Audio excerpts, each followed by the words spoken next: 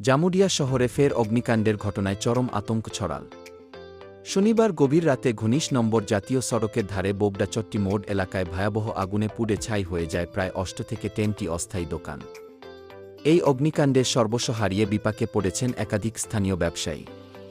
প্রত্যক্ষদর্শীদের দাবি, রাত আনুমানিক ১২টা নাগাদ ৩২ নম্বর ওয়ার্ড সংলগ্ন জাতীয় সড়কের পাশে হঠাৎই একটি দোকান থেকে আগুন জ্বলতে দেখা যায়। মুহূর্তের মধ্যেই দাউ দাউ করে আগুন ছড়িয়ে পড়ে পাশাপাশি থাকা অন্যান্য দোকানেও। আগুনের লেলিহান শিখায় গোটা এলাকা ঢেকে যায় আতঙ্কে। ঘটনার খবর পেয়ে দ্রুত ঘটনাস্থলে পৌঁছায় জামুরিয়া থানার শ্রীপুর ফাঁড়ির পুলিশ।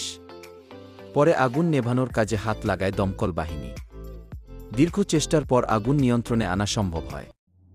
এই অগ্নিকাণ্ডে দোকানগুলির ভেতরে থাকা নগদ টাকা, আসবাবপত্র ও মালপত্র সম্পূর্ণভাবে পুড়ে নষ্ট হয়ে যায় বলে জানিয়েছেন ক্ষতিগ্রস্ত ব্যবসায়ীরা। তবে এই ঘটনায় কোনো হতাহতের খবর নেই। আগুন লাগার সঠিক কারণ এখনও স্পষ্ট নয়। প্রাথমিকভাবে শর্ট সার্কিটের সম্ভাবনার কথা উঠে আসলেও পুরো ঘটনার তদন্ত শুরু করেছে পুলিশ।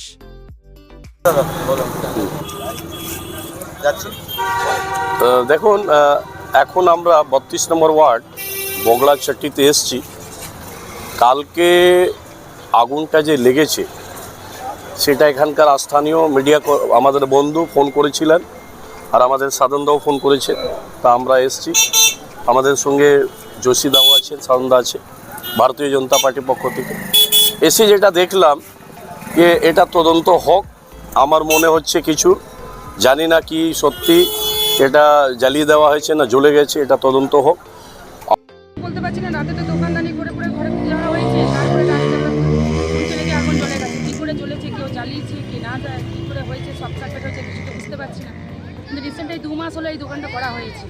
তারপরে ওই ঠেলাটা চলেছে, তারপরে এত সব মালপত্র, তারপরে খাতাতে যাদের জিনিসপত্র ধার বাকি নিয়ে যায় তাদের খাতায় নাম লেখা রয়েছে, তাদের সব ধার বাকি রয়েছে। এত টাকা, এত জিনিস, কী করে কী হলো কিছু বোঝা যাচ্ছে না। কত টাকা নুকসান হয়েছে? মোটামুটি 40-50 হাজার টাকা তো হবেই, বেশি তো কম না। তো কটা দোকান ছিল এখানে? 11টা 12টা, পুরোটা জ্বলে গেছে। সবটা জ্বলে গেছে। তো কি মনে হচ্ছে এগুলো শর্ট সার্কিট বা কিছু বা কেউ লাগিয়ে দিয়েছে? বুঝতে পারা যাচ্ছে না, কি বলবো কি। তো কেউ এসেছিল আপনার কাছে? হ্যাঁ, আমি তো রাতে আসতে পারিনি, রাতে তো এসেছিল। রাতে আবার সকালবেলা তো মানে আমাদের এখানে বিয়ের মেয়ে এসেছিলো, এসে বলেছে 11টার সময় যেতে আমাদেরকে কথাবার্তা বলতে। কি নাম আপনার? রূপা সিং। আমি ঘরে ঘুমাচ্ছিলাম, তখনই আমার বউ এসে আমাকে উঠাচ্ছে যে আগুন জ্বলছে। তা আমি এসে দেখলাম যে আগুন জ্বলছে। হ্যাঁ, আমিও নিচে নেমে দেখলাম আগুন জ্বলছে। নিয়ে এসে পরে দেখছি পুরো দোকানগুলা যেগুলা এই চটি মোড়ে ছিল সব আগুনগুলা জ্বলছে। যে আমার করার কিছু নাই।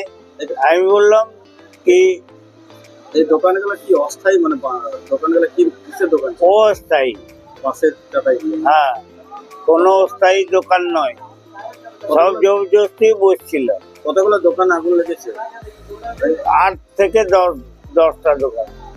কি মনে করছেন কি কারণে হতে পারে? হতে পারে একমাত্র শর্ট সার্কিট বা কেউ দুশ্মনী করে লাগাই দিই, এই দুটো অপশন হতে পারে।